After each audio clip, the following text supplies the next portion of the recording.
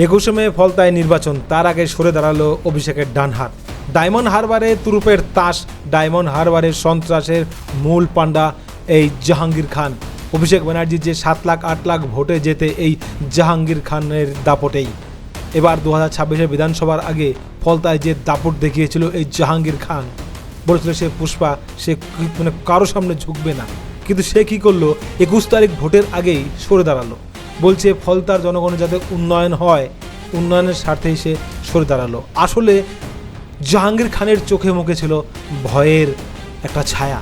জাহাঙ্গীর খানকে দেখেই মনে হলো ভয় পেয়ে গেছে।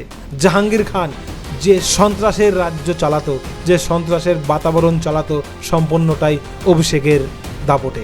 অভিষেক ব্যানার্জির কারণেই নাকি মানে এত লাফাচ্ছিল জাহাঙ্গীর খান।